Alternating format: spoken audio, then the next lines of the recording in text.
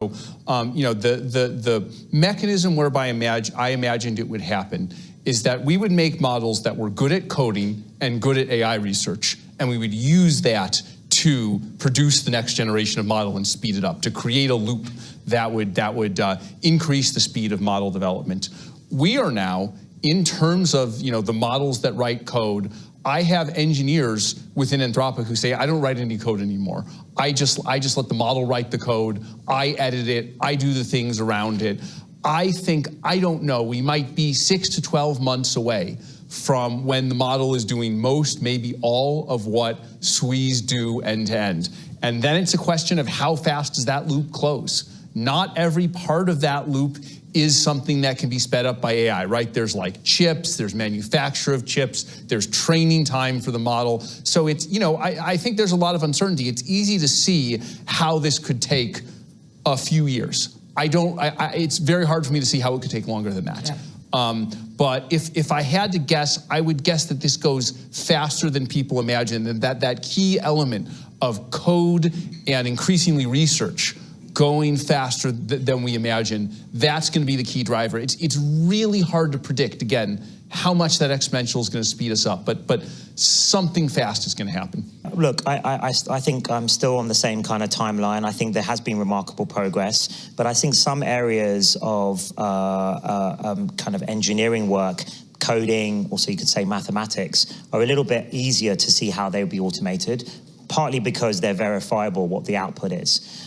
Some areas of natural science are much harder to do than that. You won't necessarily know if the chemical compound you've built or this prediction about physics is correct. You may have to test it experimentally, and that will all take longer. So I also think there are some missing capabilities at the moment in terms of not just solving existing conjectures or existing problems, but actually coming up with the question in the first place, or coming up with the theory or the hypothesis. I think that's much, much harder, and I think that's the highest level of scientific creativity, and it's not clear. I think we will have those systems, so I don't think it's impossible, but I think there may be one or two missing ingredients. It remains to be seen how, first of all, can this self-improvement loop that we're all working on actually close without a human in the loop? I think there are also risks to that kind of system, by the way, which we should discuss. Absolutely. And I'm sure we will. But but that could speed things up if that kind of system does work. Well, look, I think I was always very confident we would get back to sort of the top of the leaderboards and the SOTA type of models across the board, because I think we've always had the deepest and broadest research bench, and it was about kind of marshalling that all together and getting the intensity and focus and the kind of startup mentality back to the whole organization. And it's been a lot of work, and but I think we're still a lot of work to do. But I think you can start seeing the kind of the progress that's been made in both the models with Gemini 3, but also on the product side with Gemini app getting increasing market share. So I feel like we're making great progress, but there's a ton more work to do. And we're bringing to bear, Google DeepMind's kind of like the engine room of Google, where we're getting used to shipping our models more and more quickly into the product surfaces. I think how we think about that is, as we've built better and better models, there's been a kind of exponential relationship, not only between how much compute you put into the model and how cognitively capable it is, but between how cognitively capable it is and how much revenue it's able to generate. So our revenue's grown 10x in the last 3 years, from 0 to 100 million in 2023, 100 million to 1 billion in 2024, and 1 billion to 10 billion in 2025. And so those revenue numbers, I don't know if that curve will literally continue. It would be crazy if it did. But those numbers are starting to get not too far from, the scale of the largest companies in the world. So there's always uncertainty. We're trying to bootstrap this from nothing. It's a crazy thing, but I have confidence that if we're able to produce the best models in the things that we focus on, then I think things will go well. And I will generally say, I think it's been a good year for both Google and Anthropic. And I think the thing we actually have in common is that they're both kind of companies that are, or the research part of the company that are kind of led by researchers who focus on the models, who focus on solving important problems in the world, right? Who have these kind of hard scientific problems as a North Star.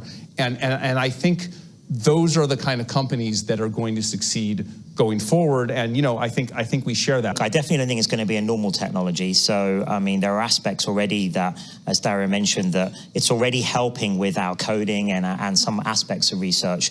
The full closing of the loop, though, I think is an unknown. I mean, I think it's possible to do. You may need AGI itself to be able to do that in some domains. Again, where there are these domains, where there's more messiness around them, it's not so easy to verify your answer very quickly. There's kind of NP hard domains. So as soon as you start getting more, and I also include, by the way, for AGI, physical AI, robotics working, all of these kind of things, and then you've got hardware in the loop, that may limit how fast the self-improvement systems can work. But I think in coding and mathematics and these kind of areas, I can definitely see that working. And then the question is more theoretical one, is what is the limit of engineering and maths to solve the natural sciences? So my take has not changed. It has always been my view that, AI is going to be incredibly powerful. I think Demis and I, kind of agree on that. It's just a question of exactly when. And because it's incredibly powerful, it will do all these wonderful things, like the ones I talked about in Machines of Loving Grace. It, will help us cure cancer. It may help us to eradicate tropical diseases. It will help us understand the universe. But that there are these, immense and grave risks that, not that we can't address them. I'm not a doomer, but that, we need to think about them and we need to address them. And I wrote Machines of Loving Grace first. I'd love to give some a sophisticated reason why I wrote that first, but it was just that the positive essay was easier and more fun to write than the negative essay. So, I finally spent some time on vacation and I was able to write an essay about the risks. And even when I'm writing about the risks, I tried, I'm like an optimistic person, right? So even as I'm writing about these risks, I wrote about it in a way that was like, how do we overcome these risks? How do we have a battle plan to fight them? And the way I framed it was, there's this scene from Carl Sagan's Contact, the movie version of it, where, they kind of discover alien life, and it's this international panel that's like interviewing, people to be humanity's representative to meet the alien. One of the questions they asked one of the candidates is, if you could ask the aliens any one question, what would it be? And one of the characters says, I would ask, how did you do it? How did you manage to get through this technological adolescence without destroying yourselves? How did you make it through? And ever since I saw it, it was like 20 years ago, I think I saw that movie. It's kind of stuck with me. And that's the frame that I used, which is that, we are knocking on the door of these incredible capabilities, right? The ability to build basically machines out of sand, right? I think it was inevitable that the instant we started working with fire, but how we handle it is not inevitable. And so I think the next few years we're going to be dealing with, how do we keep these systems under control that are highly autonomous and smarter than any human? How do we make sure that individuals don't misuse them, right? I have worries about things like bioterrorism. How do we make sure that nation states don't misuse them? That's why I've been so concerned about, the CCP, other authoritarian governments. What are the economic impacts, right? I've talked about labor displacement a lot, and what haven't we thought of, which in many cases, may be the hardest thing to deal with at all. So I'm thinking through how to address those risks. And, for each of these, it's a mixture of things that we individually need to do as leaders of the companies, and that we can do working together. And then there's going to need to be some role for wider societal institutions like the government in addressing all of these. But I just feel this urgency that every day there's all kinds of crazy stuff going on in the outside world, outside AI, right? But my view is this is happening so fast and is such a crisis. We should be devoting almost all of our effort to thinking about how to get through this. I mean, I think in the near term, that is what will happen, the kind of normal evolution when a breakthrough technology arrives. So some jobs will get disrupted, but I think new, even more valuable, perhaps more meaningful jobs will get created. I think we're going to see this year the beginnings of maybe impacting the junior level, entry level kind of jobs, internships, this type of thing. I think there is some evidence, I can feel that ourselves, maybe like a slowdown in hiring in that. But I think that can be more than compensated by the fact there are these amazing creative tools out there pretty much available for everyone, almost for free, that if, I was to talk to a class of undergrads right now, I would be telling them to get really unbelievably proficient with these tools. I think to the extent that even those of us building it, we're so busy building it, it's hard to have also time to really explore almost the capability overhang even today's models and products have, let alone tomorrow's. And I think that can be maybe better than a traditional internship would have been in terms of you sort of leapfrogging yourself to be useful in a profession. So I think that's what I see happening probably in the next 5 years. Maybe we, again, slightly differ on timescales on that, but I think what happens after AGI arrives, that's a different question. So I think really we would be in uncharted territory at that point. Do you think it's going to take longer than you thought last year when you said half of all entry-level white-collar jobs? I have about the same view. I actually agree with you and with Demis that at the time I made the comment, there was no impact on the labor market. I wasn't saying there was an impact on the labor market at that moment. Now I think maybe we're starting to see just the little beginnings of it, in software and coding. I even see it within Anthropic, where I can look forward. I can kind of look forward to a time where on the more junior end, and then on the more intermediate end, we actually need less and not more people. And we're thinking about how to deal with that within Anthropic in a sensible way. 1 to 5 years as of 6 months ago, I would stick with that. If you kind of, connect this to what I said before, which is, we might have AI that's better than humans at everything in, maybe 1 to 2 years, maybe a little longer than that. Those don't seem to line up. The reason is that there's this lag, and there's this replacement thing, right? I know that the labor market is adaptable, right? It's just like, 80% of people used to do farming. Farming got automated, and then they became factory workers, and then knowledge workers. So, there is some level of adaptability here as well, right? We should be economically sophisticated about how the labor market works. But my worry is as this exponential keeps compounding, and I don't think it's going to take that long, again, somewhere between a year and 5 years, it will overwhelm our ability to adapt. I think I may be saying the same thing Demis is, just factored out of that difference we have about timelines, which I think ultimately comes down to how fast you close the loop on coding. How much? I don't think that it's anywhere near enough work going on about this. I'm constantly surprised, even when I meet economists at places like this, that they're not more of professional economists, professors thinking about what happens. And not just sort of on the way to AGI, but even if we get all the technical things right that Dario is talking about, and the job displacement is one question, we're all worried about the economics of that, but maybe there are ways to distribute this new productivity, this new wealth more fairly. I don't know if we have the right institutions to do that, but that's what should happen at that point. There should be, we may be in a post-scarcity world, but then there are even the things that keep me up right now is there are even bigger questions than that at that point to do with meaning and purpose, and a lot of the things that we get from our jobs, not just economically, that's one question, but I think that may be easier to solve, strangely, than what happens to the human condition and humanity as a whole. And I think I'm also optimistic we'll come up with new answers there. We do a lot of things today, from extreme sports to art, that aren't necessarily directly to do with economic gain. So I think we will find meaning, and maybe there'll be even more sort of sophisticated versions of those activities. Plus, I think we'll be exploring the stars, so there'll be all of that to factor in as well for in terms of purpose. But I think it's really worth thinking now, even on my timelines of like 5 to 10 years away, that isn't a lot of time. I think there's definitely a risk. I think that's kind of reasonable. There's fear and there's worries about these things like jobs and livelihoods. I think there's a couple of things that, it's going to be very complicated the next few years, I think, geopolitically, but also the various factors here. Like we want to, and we're trying to do this with AlphaFold and our science work and Isomorphic, our spin-out companies, solve all disease, cure diseases, come up with new energy sources. I think as a society, it's clear we'd want that.